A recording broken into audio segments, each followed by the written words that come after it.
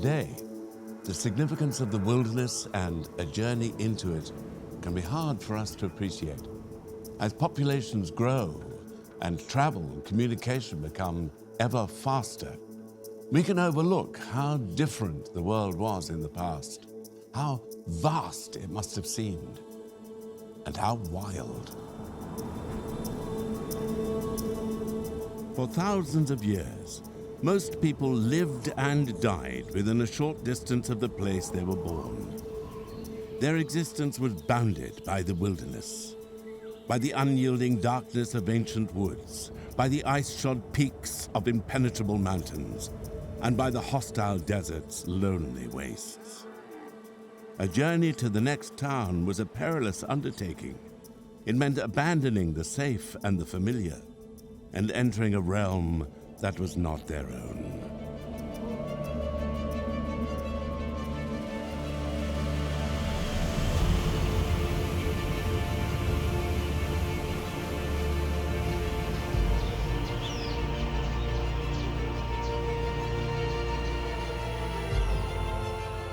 The wilderness is usually defined as somewhere that is uncultivated, uninhabited by humans, and it's often a liminal space. Wildernesses are the places you don't know, the places where you don't go, the places where you have no business to be. They are the spaces of darkness. What counts as wild and what counts as natural is very much a human construct. We decide where the wilderness starts and where it ends. So that question makes it a very fertile place for stories to happen as human cultures work out where those limits are. You confront difference, you confront a world that's not your own, you confront the unknown. It's dangerous and it's disordered, but it's natural and it's free as well.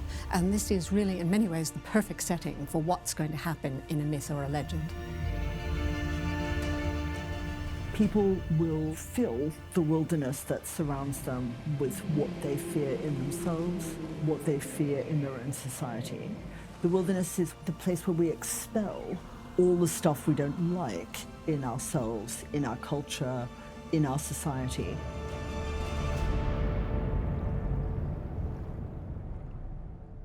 Such is the contradiction of the wilderness. It is both of us and not of us, surrounding us, yet at once strange and far away.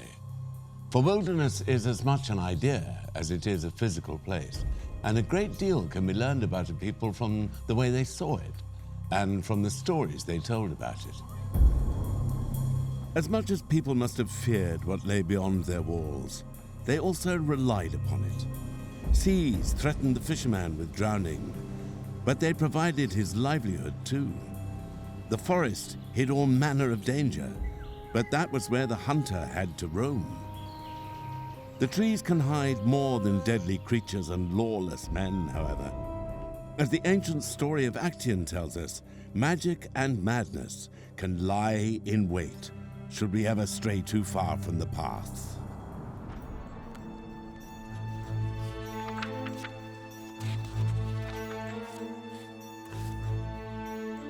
Actaeon had wandered far from home. The young huntsman had long since passed the city gates, and the fields where farmers, thumbing sweat from their brows, had stood to track his progress towards the darkness of the woods. Actaeon did not fear that wilderness.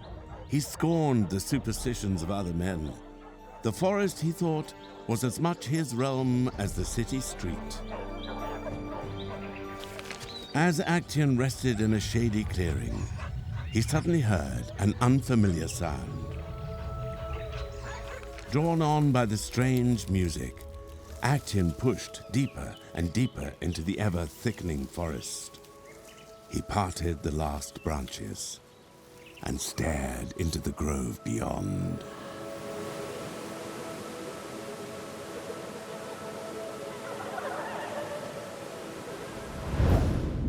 The story of Actaeon is a classical myth.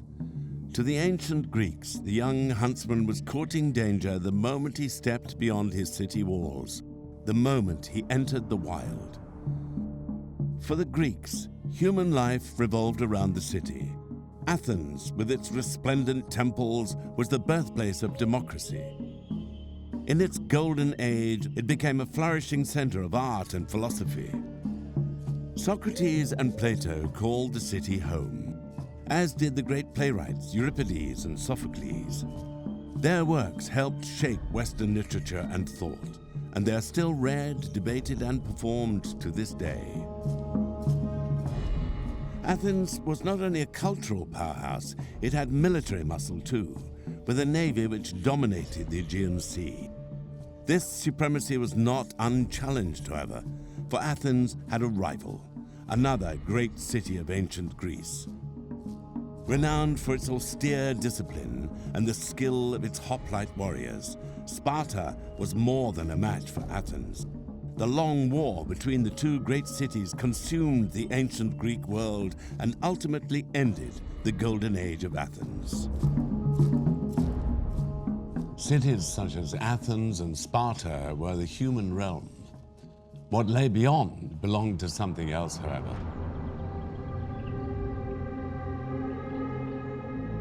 The ancient Greeks just didn't like the wilderness much, so they were profoundly unenthusiastic about anything that we would see as wilderness. They simply saw it as somewhere that you didn't want to be.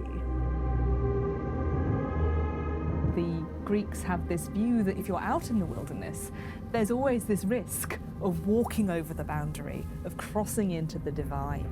The Greeks regarded the wilderness as so scary that the god they created to inhabit it, the god Pan, is the god from whose name we get the English word panic. It's about the crossing in between the wild and the tame, the controlled, the uncontrolled. So there's the possibility of crossing over that line and going beyond where you should go. It's interesting that the gods always seem much more comfortable in the wilderness than human beings are. It therefore follows that human beings who are usually out doing something like hunting, something that's very much about conquering the wilderness, usually ends badly. It's almost a way of saying, know your place, which is one of the great Greek sayings. Know that you're not a god, you're just a human being. There's a very real sense for the Greeks that that boundary between where humans are and where the divine is very thin. And if you're out in the wilderness, if you're out in the wild, you can just drop through it without meaning to. To the Greeks, the wilderness was a frightening place where the laws of society held no sway. It belonged instead to the divine, to the monstrous, to the mad. It was a place of taboos broken and punishments terrible. It was everything a city was not. As such, it fulfilled an important role for the Greeks. By exploring what lay beyond the boundaries of society, people defined what lay within them as well. By telling stories of the monsters outside, they better understood those within.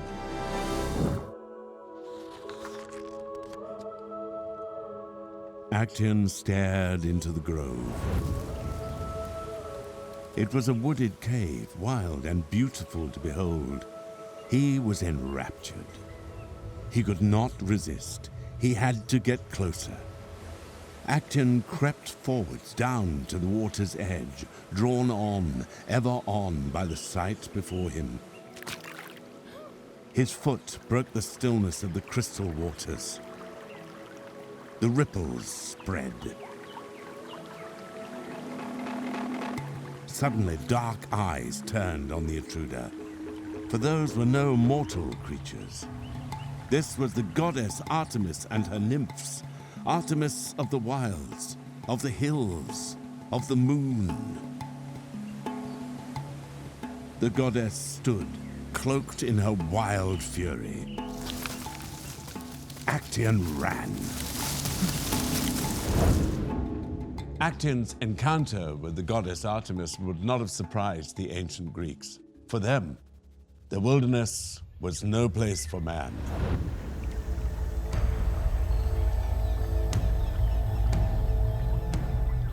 The Greeks were not alone in seeing the wilderness as an otherworldly realm.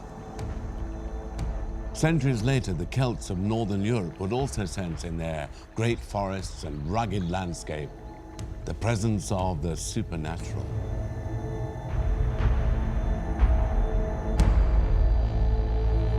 The Celts were a pre-Christian people. Their origins in Central Europe date back as far as the 9th century BC. At its height, Celtic culture spread as far south as the Iberian Peninsula and as far east as modern Turkey.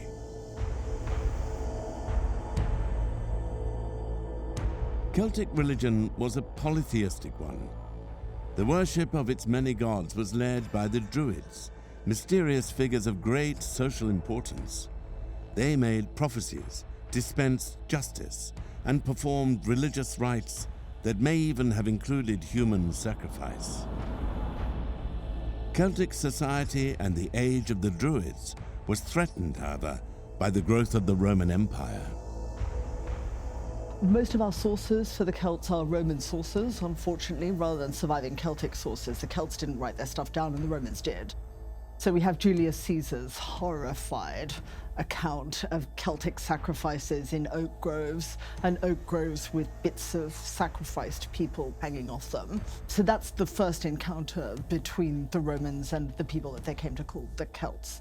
And it's an encounter fraught with horror and dismay. Interestingly, the Romans never called the Celts Celts. They call them Gauli, Gauls, or Britanni, Britons, basically. So they don't actually use the term Celts. So clearly they were aware of this slightly disparate group, which was nevertheless pressuring on their desire to establish a huge empire. The Roman authorities suppressed the Druids, who disappeared from the written record in the 2nd century. Much of the Celts' unique cultural heritage was preserved only as an oral tradition, and so it was lost, along with the Druids. The Druids were a challenge for the Romans because they were very, very secretive. They didn't like even writing down what their beliefs or their rituals were, and that was a problem. The Romans found it very hard to get to understand what it was that they were facing.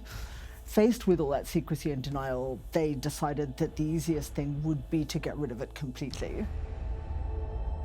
The Romans' attitude to the Druids was the same as their attitude to any group that they were going to take over. If there was a locus of power in that group, it had to be suppressed. By 500 AD, the once widespread Celtic people are to be found only in northern Europe, in parts of Britain, France, and in Ireland.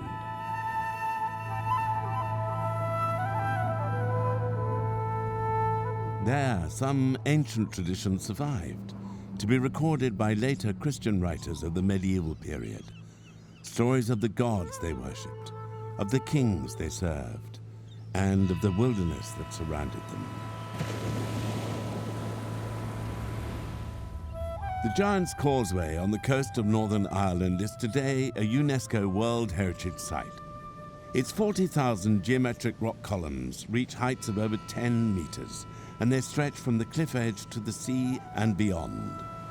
We now know them to be the result of ancient volcanic activity. But the Celts had another explanation. To them, the causeway was the work of legendary giant Finn McCool. He was challenged to a fight by a Scottish rival, so built a great bridge of stone over the sea, so the two could meet without wetting their feet. Alongside that wilderness of rocks and trees, however, there was another, more magical realm to be discovered in the lands of the Celts, the Otherworld.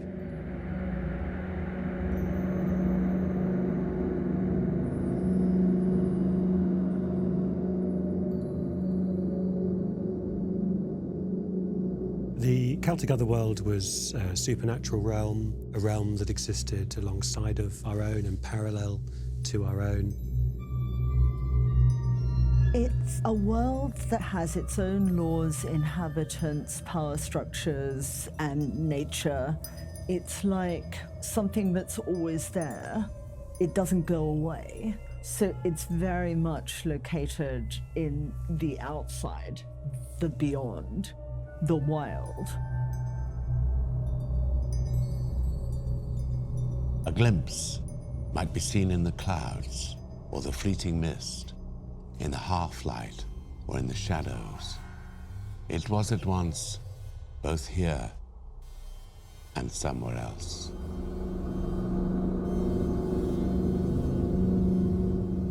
Stories of humans entering the elusive realm are found throughout Celtic mythology. Sometimes heroes were enticed in by a beautiful fairy maid, or they stumbled across an entrance in a cave, or under the water, or in a dream.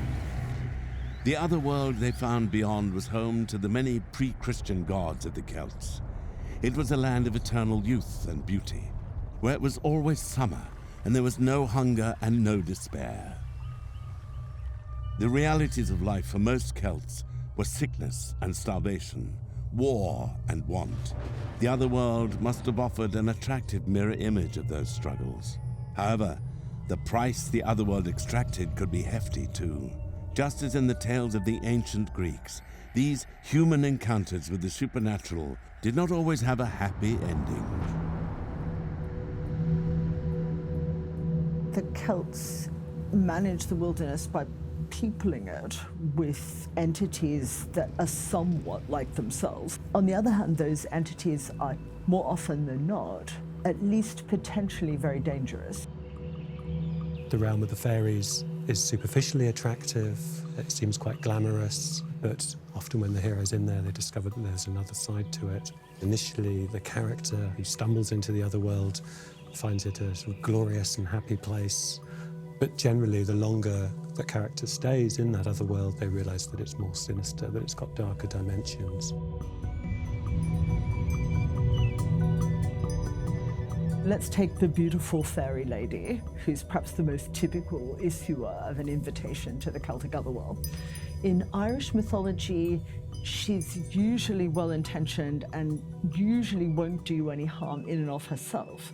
But there's still a problem, because if you spend 3 days with her, it'll be 3 years where you came from. If you spend 3 years with her, it'll be 300 years. So when you go back home, everybody you know will be dead. The principle of life is change, and we often regard that as a frightening thing because we don't want to grow old, we don't want to die. But yet the idea of the fairy realm suggests that the opposite is also quite horrific, that if we didn't grow old, if we stayed static, then there would be no growth, there'd be no life. For the heroes of Celtic myth, entering this fairyland meant abandoning home and family. By their return, though, the world had changed, and there was no place left for them in human society. The stories seem to recognize that shared suffering and ultimately shared mortality are necessary for society to function. For where there is suffering, there is also kindness. And where there is death, there is a need for new life.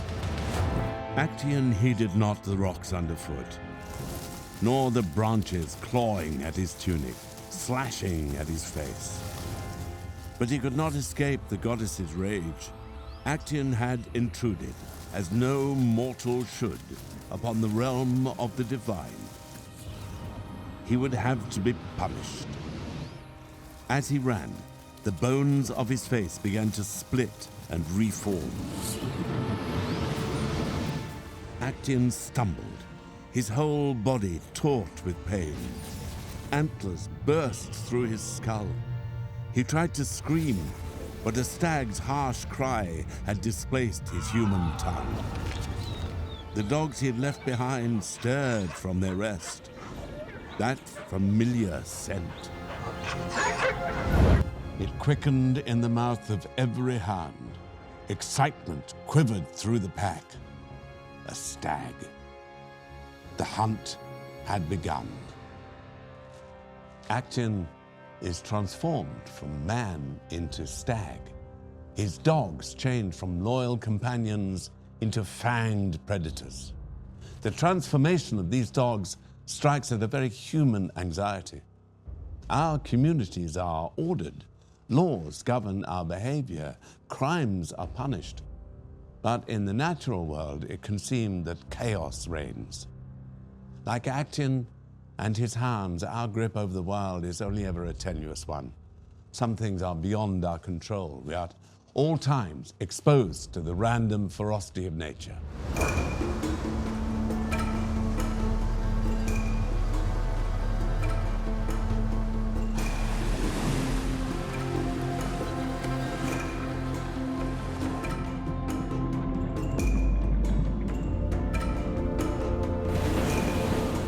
Oceans cover over 70% of the Earth's surface. Almost every civilization in history has exploited them for food, trade, or transport. But if the waters brought opportunities, they also represented danger. You were at the mercy of the wind and the storms. Leaving view of shore was a very dangerous undertaking that only very experienced sailors took. It's quite normal for sailors to be scared of the sea. It's not the case that people who cross the sea are comfortable with it or at home with it. It's actually normal, the more time you spend with it, to distrust it. Even experienced sailors, even experienced mariners will be caught by surprise by the behavior of waves, by currents, by weather. It was not just the wind and waves that sailors feared. Throughout history, there have been tales of strange creatures living in the cold blackness of the deep. The serpents of the mid-Atlantic which stalked ships of the Royal Navy. The vast devil whales seen by early Irish explorers. And of course, the famous monster of Loch Ness in Scotland. None, however, is more terrifying than the creature said to dwell off the frozen coasts of Norway and Greenland. The King's Mirror, an old Norwegian manuscript from the 13th century, spoke of a creature that had never been caught. A beast so large, sailors mistook it for land, an enormous being which devoured fish, men, and even ships whole. They called it the Hafgufa. The Hafgufa is a sea monster that appears in the saga of Arrowod. This sea monster is enormous and spends most of its time below the surface level of the sea. So all you ever see of it is its nostrils and its fangs. And when it comes to the surface, it looks like two big craggy rocks sticking up out of the sea. Its name is made up of two elements, the Old Norse words for sea, haf, and gufa, which is steam or vapor. So perhaps it's something about this monster's breath as it comes to the surface, looking like sea mist. It's a sort of sea-going nightmare that illustrates the way that the ocean's depths are the ultimate wilderness, the ultimate unknown space. The stories circulated among fishermen and traders of the north for decades. Some likened the creature to a giant crab. Others said it was more like a squid with enormous tentacles that ensnared boats and sailors alike. All agreed, though, that not even the greatest ships of war could resist its attack. Over time, a new name emerged and stuck. The beast was dubbed the Kraken.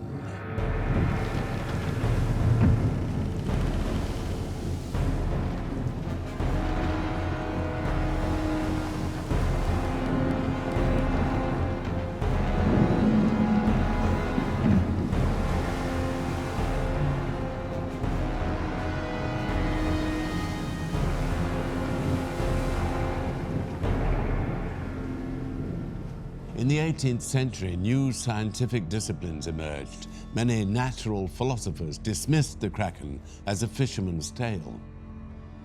But others were not so sure. Swedish zoologist Carl Linnaeus described it as a singular monster of the Norwegian seas. Danish bishop Erik Pontoppidan believed the stories too, but claimed the true danger lay not in the creature, but in the deadly whirlpools left in its wake. Modern science gives more credence to the stories than you might think. The legend of the Kraken may be a result of sailors encountering a giant squid. These unearthly-looking creatures rarely come to the surface, but can grow to enormous lengths of 13 meters and more. And it is thought even larger squid, as yet unknown to science, lurk in the inky depths. If you see a giant squid and you're in a very small boat, that's a terrifying experience. They are unnatural looking. They have the largest eyes in proportion to any other animal. So they look incredibly powerful. Also, they can do magical things like squirting ink out of their bodies. So there's a lot of discomfort associated with that kind of creature. And they therefore figure very often in horror stories. I mean, there's one in 20,000 Leagues Under the Sea. There's one in Victor Hugo's book, Workers in the Sea. They often figure as man's opponents, a kind of personification of the ocean itself in its unpredictability, its enormity, and its power. Terror and confusion at seeing such a creature may have been intensified by the condition of the sailors themselves.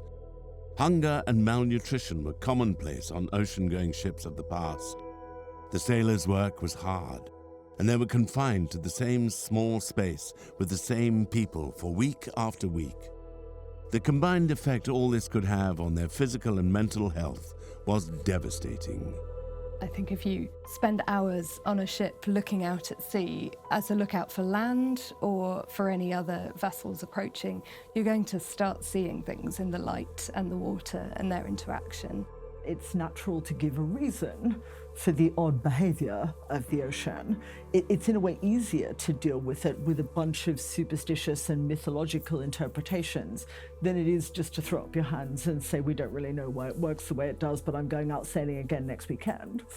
It's much better to think in terms of sea monsters that will make a good story. Whatever the roots of the Kraken, the tales proved enduring. And we've not lost the taste for such stories. The ocean retains its power to frighten and to enthrall. In 1975, director Steven Spielberg scored box office success with his killer shark movie Jaws, and the formula remains a popular one. For taking to the seas to sail or to swim is still to enter the unknown. For who can say what might be sharing the waters with us? What might be lurking beyond the boat's hull or beneath our kicking feet? Though today, ships cross our oceans with satellite precision, the fears provoked by open waters and the unseen depths below have not entirely disappeared. The wilderness of the sea remains a dangerous place. And in modern tales of killer sharks and the mysteries of the Bermuda Triangle, we can still hear the echo of the Kraken's roar.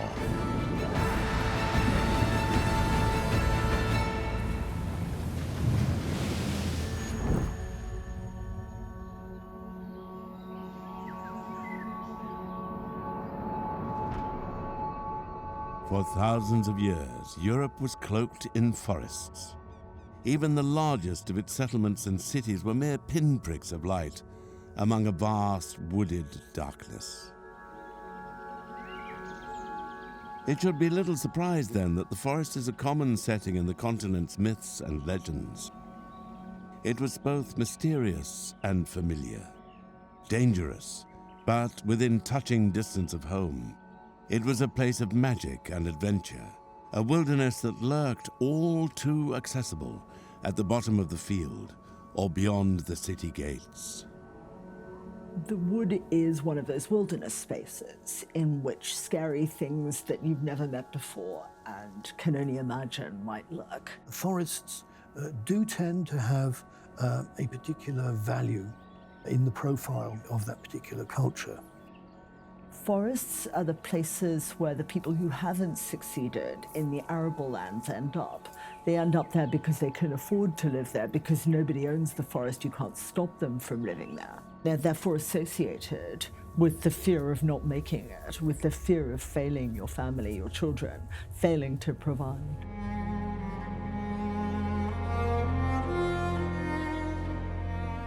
Among the most famous stories of the forest are the fairy tales collected by two German academics in the 19th century, the Brothers Grimm. Jacob and Wilhelm Grimm were born in Hanau in central Germany in the late 18th century. Their childhood was one of comfortable affluence until the death of their father in 1796 plunged the family into poverty. This traumatic upheaval affected the young brothers deeply. Relying on each other for support, the two became inseparable. Both excelled at school and went on to attend the University of Marburg. It was here that their interest in folklore began. It was an interest that would become an obsession, one that would dominate both their lives. Building on the work of French academics such as Charles Perrault and Baroness d'Aulnoy, the brothers began a patriotic project to collect the folk tales of their own land. They spoke to German peasants and aristocrats, farmers and city dwellers, and documented the stories they heard.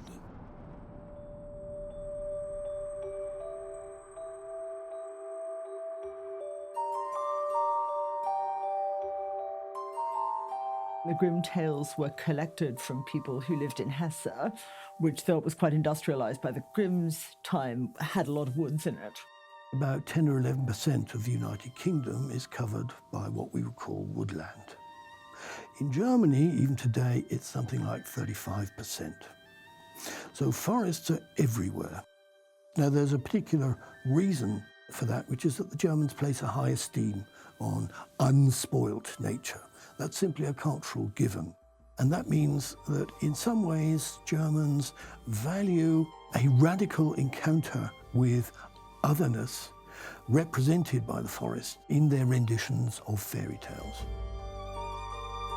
Their stories handed down by families who lived among those woods and who often lived very difficult and impoverished lives. The Grimms collected stories from a whole range of sources, in the main from middle-class bourgeois friends and neighbours and people in their own social circle.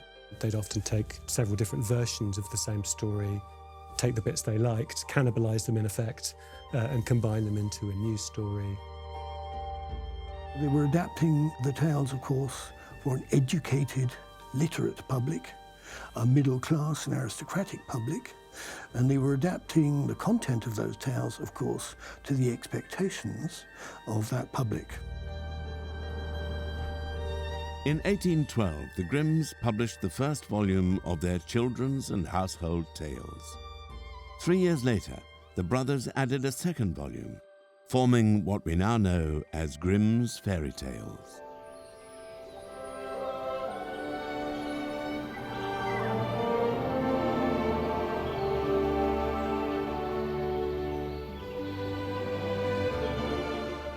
After its initial publication, the brothers spent the next 4 decades revising and expanding their collection. The 7th and final edition of 1857 contained more than 200 stories. Many of those tales are now familiar to us all: Little Red Riding Hood, Sleeping Beauty, Hansel and Gretel, and many more. The Grimm's enterprise was not simply an act of scholarly record, however. Over the years, the brothers rewrote many of the stories themselves. They minimized sexual elements and softened other darker themes. In earlier versions, Little Red Riding Hood was eaten by the big bad wolf. Sleeping Beauty was raped, not kissed. And Hansel and Gretel were neglected, not by their evil stepmother, but by their own parents.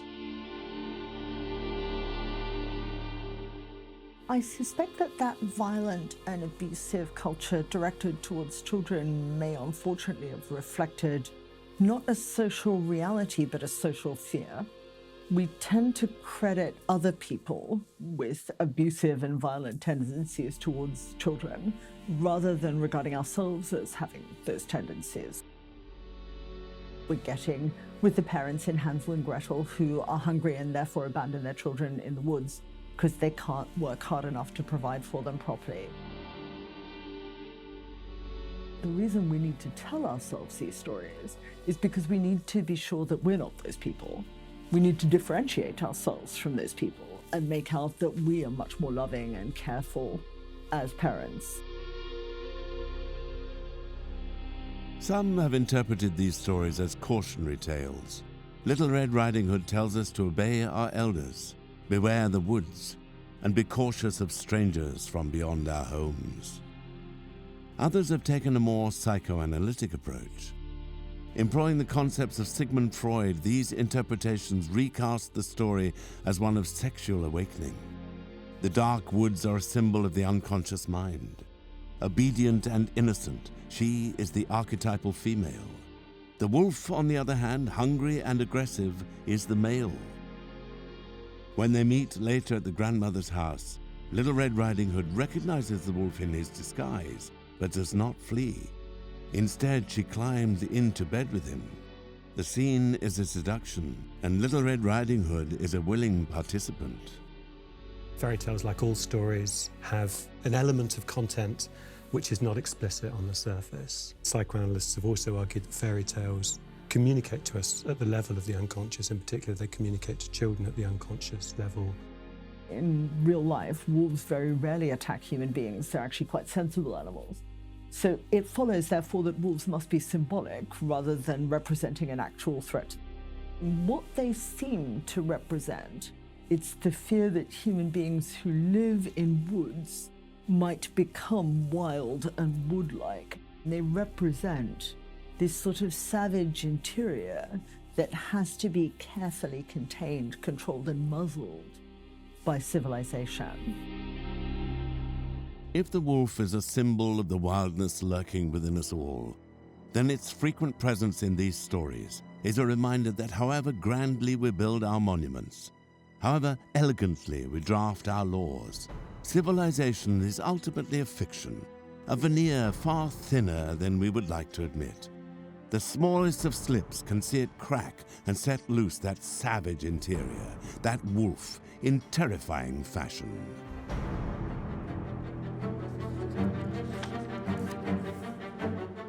Hurtling through bush and trees, Actaeon's hounds streamed after him as never before. The transformed huntsman urged his unfamiliar limbs on. Close behind was Blackfoot Melampus, swift as the wind. Beside him, Snatcher, fiercest of all, and Shepherd, his favorite, who knew not his master's call. Actaeon crashed on through the woods, but the trees closed tight around him. There was nowhere left to run. On every side, the ravenous dogs surrounded their dear master.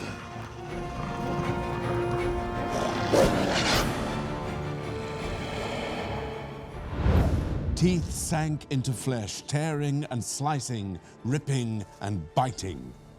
So they ended the life of Actaeon and slaked the goddess's rage. Actaeon's grisly death comes a long way from home, deep in the wilderness that was the untamed forest. His story is one of the most famous and enduring in all Greek mythology.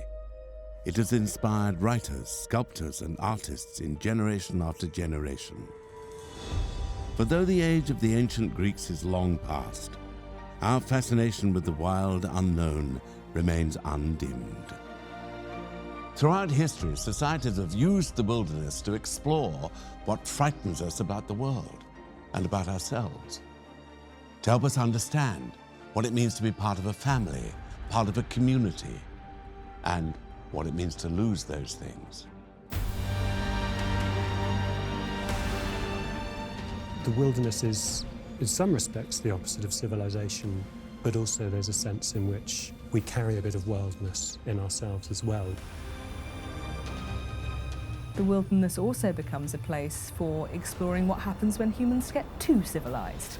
What does it mean when we go too far, where we start sort of becoming too artificial and too false?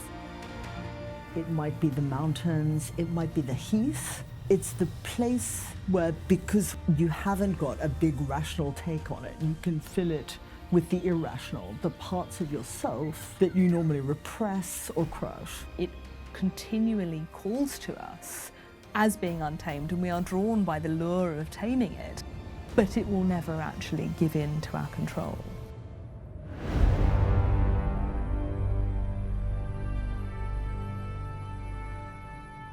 Today, perhaps we like to think we pushed the wilderness back, but though our cities may now stretch to the horizon, we can never banish the wilderness entirely. We can sense it in the silence of a deserted wood. or in the roar of a storm breaking over a distant mountainside, but it is with us always. Our maps may grow ever more detailed, but the wild unknown will always lurk at the edges.